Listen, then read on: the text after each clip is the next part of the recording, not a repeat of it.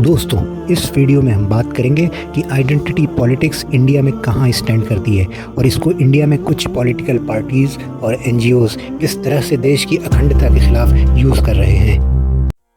सबसे पहले तो आपको ये जानना ज़रूरी है कि भारत के अंदर काम करने वाले कई संगठन और गैर सरकारी संगठनों ने यूएसए एंड ब्रिटेन में कुछ एनजीओज़ के साथ मिलकर भारतीय समाज के भीतर डिवीज़न पैदा करने के लिए आइडेंटिटी पॉलिटिक्स के मुद्दे को बहुत बार उछाला है। उन्होंने राजनीतिक लाभ उठाने और देश के भीतर अस्थिरता को बढ़ावा देने के लिए इसे हथियार बनाया हुआ है और अक्सर देश के किसी न किसी एरिया में आइडेंटिटी को लेकर दंगे भड़काने, सरकारी संपत्ति को नुकसान पहुंचाने या देश की प्रगति में बाधा डालने का काम करते आए हैं। इसी मुद्दे को प्रसिद्ध भारतीय प्रोफेसर राजीव मल्होत्रा ने अपनी पुस्तक ब्रेकिंग इंडिया में कथित तौर पर इस एजेंडे को आगे बढ़ाने वाले कई संगठनों की पहचान की है।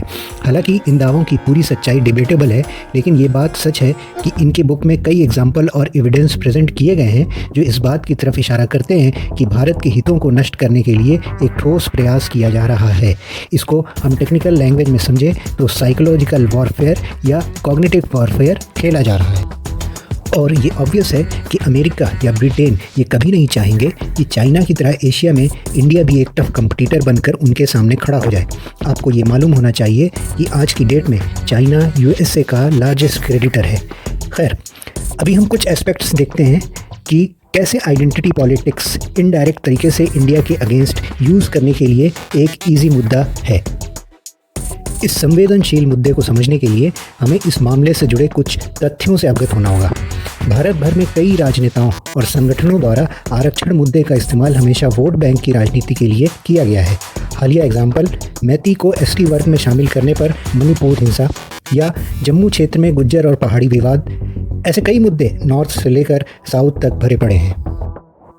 इन सभी मुद्दों में वेस्टर्न पावर्स के लिए जो सबसे फिजिबल टॉपिक है वो क्रिश्चियनिटी को लेकर है। ऐसा इसलिए क्योंकि यूएसए की 63% से ज़्यादा और ब्रिटेन की 46% से ज़्यादा पॉपुलेशन क्रिश्चियन रिलीजन से बिलोंग करती है और कॉलोनियल एरा से आज तक क्रिश्चियन मिशनरीज़ का इंडिया में बहुत इंपॉर्टेंट रोल रहा है क्रिश्चियन रिलीजन को प्रमोट करने में। मैं ये मानता हूँ कि इंसान का अपना दिमाग है, उसकी अपनी सोच है, वो जो चाहे वो रिलीजन अपना सकता है।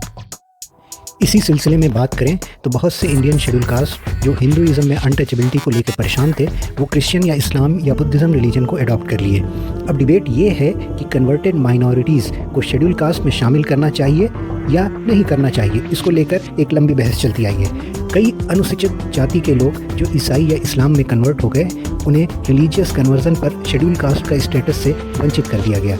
अब ये एक बड़ा मुद्दा मिल गया एनजीओज़ को और कई नेता लोगों को, और कोशिश है कि इस मुद्दे को इस तरह से बनाया जाए कि ये लोगों को बताया जाए कि इंडिया में राइट्स का वायोलेशन हो रहा है और उन पर एट्रोसिटीज़ हो रही हैं। इस तरह के मुद्दे पार्लियामेंट में भी डिबेट किए जा चुके हैं। लोकसभा में स्पष्टीकरण के लिए उठाए गए एक प्रश्न में हम देख सकते हैं। इसमें पूछा गया था कि क्या शेड्यूल कास्ट से कन्वर्टेड ईसाइयों को शेड्यूल कास्ट का लाभ दिया जा सकता है। जवाब में सामाजिक न्याय मंत्री ने कहा कि इस तरह के लाभ शेड्यूल कास्ट के कन्वर्टेड क्रिश्चियंस को नहीं दिए जा सकते। अब यहाँ शेड्यूल कास्ट का स्टेटस ना देने के सपोर्ट का लॉजिक है कि माइनॉरिटी के लिए एक अलग मिनिस्ट्री ऑफ माइनॉरिटीज़ है और उसके अंतर्गत कई स्कीम्स और पॉलिसीज़ माइनॉरिटीज़ के लिए ही इम्प्लीमेंट की जा रही हैं और ये सभी पॉलिसीज़ हिंदू धर्म के शेड्यूल कास्ट को नहीं मिलती। इसलिए हिंदू धर्म से कन्वर्ट हुए शेड्यूल कास्ट अब शेड्यूल कास्ट वाले बेनिफिट्स ना लेकर माइनॉरिटी जो मिनिस्ट्री ऑफ माइनॉरिटीज़ ने बनाई हैं वो वाले बेनिफिट्स लेंगे। मतलब एक इंसान दोनों बेनिफिट्स नहीं ले सकता कि भैया हम शेड्यूल कास्ट वाला तो फ़ायदा लेंगे, साथ में माइनॉरिटीज़ वाला भी फ़ायदा लेंगे। आपकी इन्फॉर्मेशन के लिए बता दूं कि 2007 की justice Ranganath Mishra commission for religious and linguistic minorities ने रिकमेंड किया था कि जो दलित कन्वर्ट हैं क्रिश्चियनिटी एंड इस्लाम में, उनको शेड्यूल कास्ट का स्टेटस दिया जा सकता है। जब schedule caste reservation for Dalit converts to Christian and Muslims का मामला सुप्रीम कोर्ट में पहुंचता है तो सेंटर रंगनाथ मिश्रा कमीशन की रिपोर्ट को ये कहते हुए नकार देती है, ये कहते हुए डिस्क्रेडिट कर देती है कि no comparative analysis, no empirical data, no field study was done in this report. ये बात कहते हुए सेंटर एक नई कमीशन का गठन करती है जो कि chief justice of India K G. Balakrishnan के अंडर में होती है। खबर ये है कि के.जी. बालाकृष्णन की रिपोर्ट इस 2024 इलेक्शंस के पहले आ जाने की पूरी उम्मीद है। इन सभी कारणों से भारत में आइडेंटिटी पॉलिटिक्स का यूज़ और मिसयूज़ और महत्व बढ़ गया है। साइंस डायरेक्ट में प्रकाशित एक रिसर्च में इंडिया में जाति पर आधारित पॉलिटिकल पार्टीज़ के इम्पोर्टेंस पर प्रकाश डाला गया। यह रिसर्च भारत में लोअर कास्ट के राजनीतिक दलों के इफेक्टिव रिप्रेजेंटेशन और मार्जिनलाइज्ड कम्युनिटीज़ के बीच सोशियो इकोनॉमिक वेलफेयर को आगे बढ़ाने में जाति आधारित पॉलिटिकल पार्टीज़ की अहम भूमिका को दर्शाया है। रिसर्च में इस बात पर जोर दिया गया है कि कैसे राजनीतिक दलों की डायनामिक्स माइनॉरिटी रिप्रेजेंटेशन और डेमोक्रेटिक सिस्टम के अंदर रीडिस्ट्रीब्यूशन पॉलिसीज़ को बेटर शेप देती है। अब राजनीति के प्रेजेंस में यह ऑब्वियस है कि एनजीओ और कुछ समाज सेवी लोग एक नैरेटिव को आकार देने में अपनी अहम भूमिका निभाएंगे और उनमें कुछ ऐसे भी गैर सरकारी संगठन और समूह हैं जो अंतर्राष्ट्रीय मंच पर इन मुद्दों का इस्तेमाल करते हैं और विदेश में भारत की छवि को ख़राब करने की कोशिश करते हैं। तो फिर इस मसले का समाधान क्या होना चाहिए? इंडिया जैसे डाइवर्स कंट्री में तो विविधता एक अटूट पार्ट है। हमको इसके साथ रहना है और साथ रहते हुए इसका ऐसा सॉल्यूशन निकालना होगा जिससे देश की एकता बनी रहे। इस मुद्दे पर मैं व्यापक सुधार के लिए कुछ समाधान देना चाहता हूँ और आपसे रिक्वेस्ट है कि अपने भी सुझाव कमेंट सेक्शन में शेयर कर सकते हैं।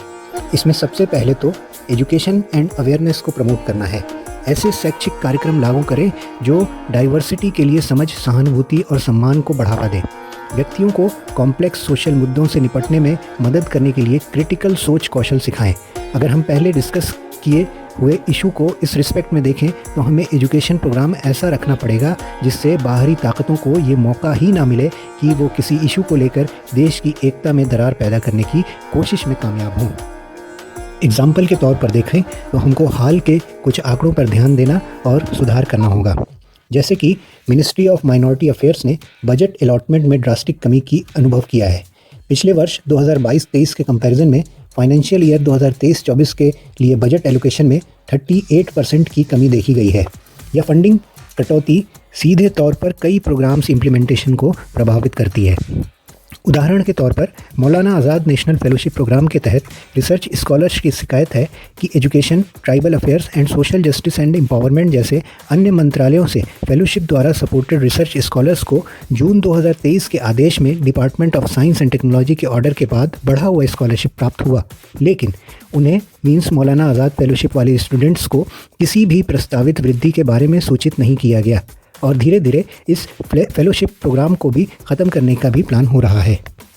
मंत्रालय के अनुसार माइनॉरिटीज़ पहले से ही schedule caste, OBC, tribal affairs के लिए जो स्कीम्स हैं उनके अंदर कवर है, लेकिन अगर हम national fellowship scheme for schedule caste को देखें जो कि शेड्यूल कास्ट से बिलोंग करने वाले कैंडिडेट्स के लिए है, तो यह स्कीम केवल शेड्यूल कास्ट उम्मीदवार को ही कवर करती है, इसलिए यह माइनॉरिटी छात्रों का प्रतिनिधित्व नहीं करती है।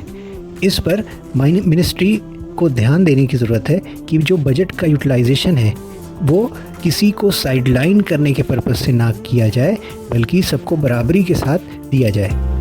दूसरे नंबर पर आता है इनकरेज डायलॉग एंड अंडरस्टैंडिंग। विभिन्न समुदायों में रचनात्मक संवाद और जुड़ाव को सुविधाजनक बनाएं। खुली चर्चा के लिए मंच बनाएं जहां विभिन्न दृष्टिकोणों को साझा और समझा जा सके। इसमें अगला है कम्बैट डिस्क्रिमिनेशन एंड बायस। रोज़गार, आवास, शिक्षा और कानून प्रवर्तन सहित समाज के सभी क्षेत्रों में बायसनेस, भेदभाव एंड प्रेजुडिस या प्री जजमेंट से निपटने के लिए सख्त भेदभाव विरोधी कानूनों और पॉलिसीज़ को लागू करें। इसमें ज़रूरी है कि जो इन्वेस्टिगेटिंग एजेंसीज़ हैं वो पारदर्शी तरीके से काम करें।